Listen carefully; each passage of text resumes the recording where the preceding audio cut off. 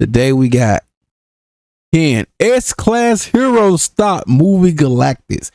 Bro, we solo on that dude like crazy. Bro, we solo on that dude like crazy, bro. And you know who gonna stop it? Man, it gonna be Tornado. Her name, Tornado. She's along. Well, we don't even need to put her. Metalbat is enough. Metalbat is enough to beat that person. Let's get it. No, Watchdog. Watchdog. Let's get it. Yesterday, I had the privilege to go and watch MCU's Fantastic Four First Steps movie, and I have to say that it's one of the few recent Marvel movies that I've actually enjoyed. I went to the theaters completely blind, not knowing what kind of movie this would be, since I didn't even watch trailers or kept up with any reviews, which means I didn't even know that Galactus would be present on this movie. He's a character that I actually liked ever since the Marvel vs. Capcom 3 video game, and I remember that game right now, bro.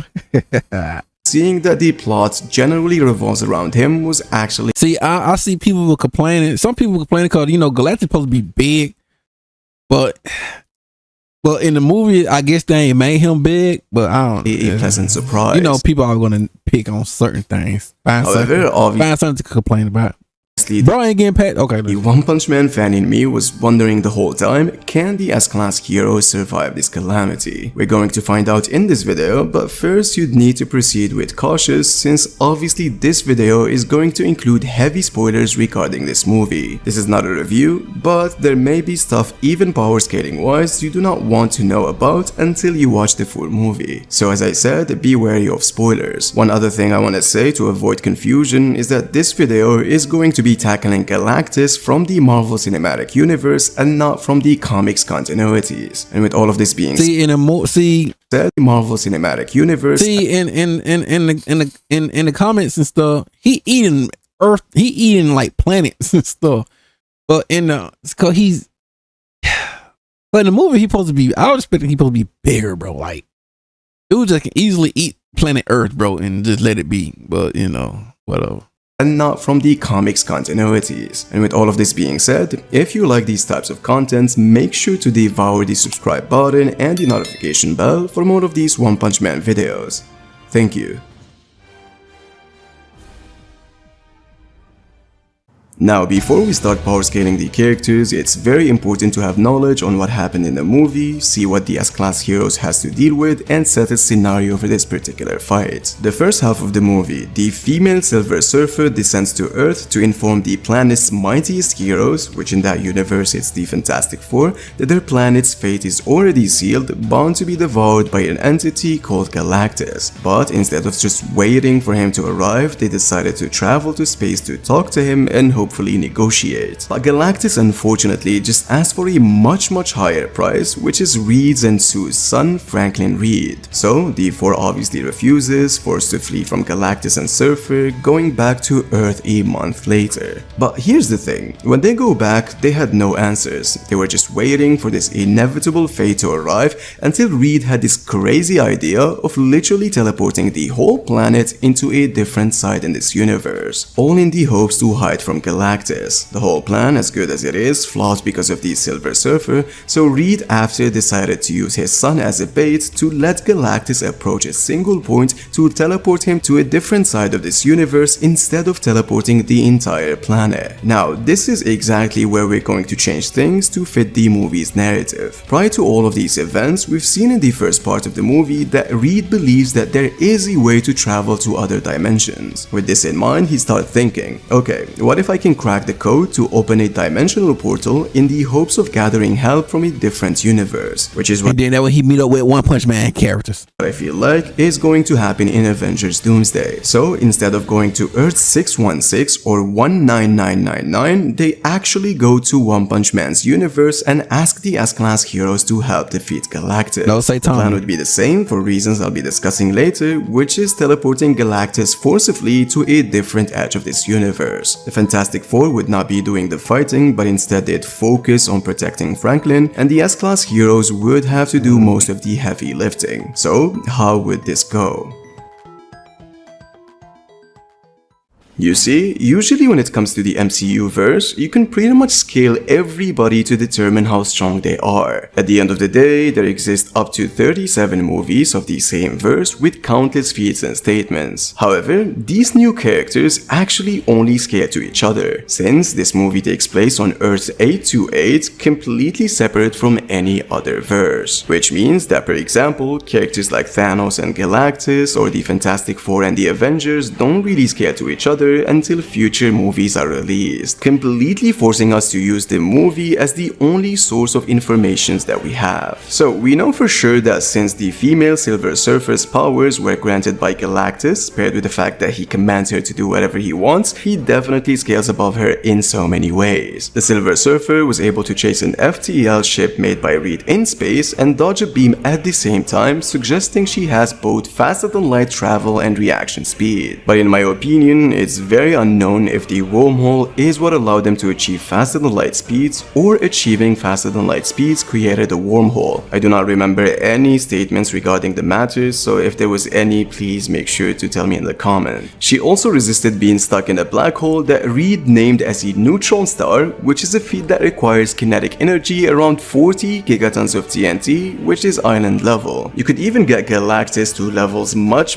higher than this if you account for stuff like the Excelsior enduring 88% the speed of light, which requires country level energy, or the fact that Galactus himself has consumed planets, which would make him planetary. But since we don't have any proof of how much time it takes for him to consume that energy from his ship that actually does the destruction rather than himself, or that he can utilize the energy he consumes, it's very shaky for now to say that he's solidly planetary. Other statements could possibly upscale him in the future, like Franklin Reed possessing cosmic and infinite power, but for now, we do not know how Galactus himself scaled to this level. Now here's where it gets tricky. If you say that Shala Bell has massively faster than light reaction and flight speed due to that feat of her chasing the ship inside the wormhole, and the fact that the ship was able to travel from a neutron star to Earth in I believe 30 seconds, then you get to a problem where you have to grant some members of the Fantastic Four massively faster than light speeds. Johnny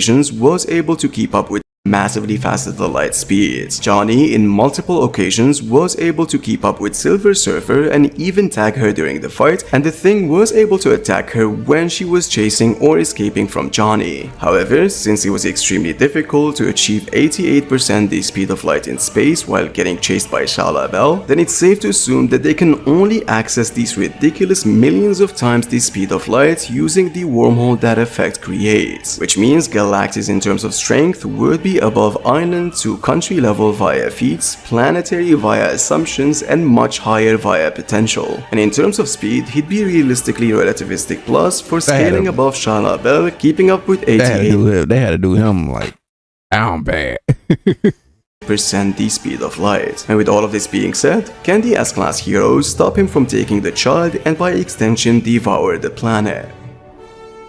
Bro, I ain't getting past King.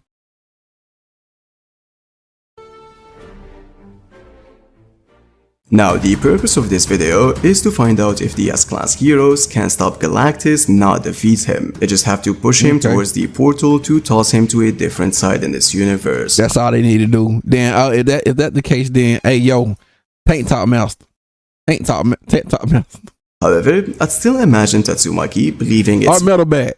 very unnecessary to resort to such plans since she could defeat him by herself. But the extent of how strong he is isn't really shown properly in this movie since these guys weren't trying to defeat him because they knew they can't, but they tried to toss him to a different plane. However, if you start nitpicking certain things that happen in the movie, you might be able to argue that most of the S-Class heroes would be extremely useful during the fight, since at one point in the movie, Reed just picks this metal stick and starts flipping this metal bolt in Galactus's body, and that seems to hurt him a lot. The Thing was also throwing a tank truck and motor graders, expecting it to slow him down or do something. These types of things can be done by Hey, you know, I said Tank Top. Hey, Tank Top Master can just easily.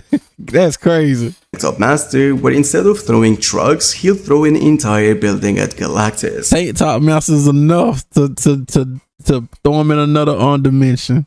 really isn't that impressive in the One Punch Man verse, which means the S-Class heroes as a whole would have a much better chance at getting rid of Galactus. Even in terms of speed, the entity just seems extremely slow to the point of being chased by a flying car. However, if you scale him to the Excelsior's durability, which is country level, or straight up say that he is planetary because he devours planets, then most low S-Class heroes wouldn't be able to do much against him. Yes, surely they'll still stall him with throwing stuff at him in the hopes of blinding him, but his sheer size and his grandiose AP could just allow him to step on a lot of characters like Zombie Man, Puri Prisoner, Pig God, and Tank Top Master. However, characters like Flashy Flash, Sunblade Atomic Samurai, Pumped Up Metal Bat, and 10 Seconds Janos would be able to at least pose a challenge to him, as these guys can tangle with dragon or higher level monsters. These types of monsters scales between country to straight up planetary, with Tatsumaki being the perfect replacement for Susan Storm in trying to push Galactic away with her telekinesis. She can literally try to lift the entire city upside down for the hopes of sending Galactus to a different side of this universe. And to be frankly honest, based on her feats and calcs, she can actually do it by herself. And adding the other S-Class heroes, And now we got Fubuki, and Fubuki he ain't even mentioned Fubuki.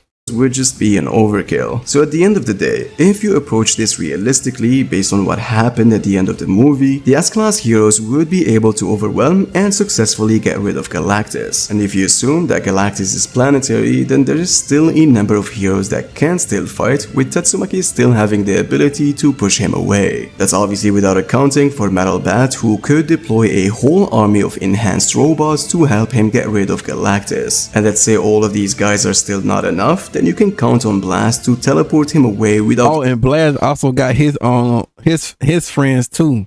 Oh yeah. Empty Goat too. Yeah. even resorting to push him into a man-made portal, which means for now, the S-Class heroes should be more than likely able to stop MCU's Galactus. And there you go, ladies and gentlemen. Yeah. It's One Punch Man version, bro. They stopping everybody, but you already know. Look at what I said.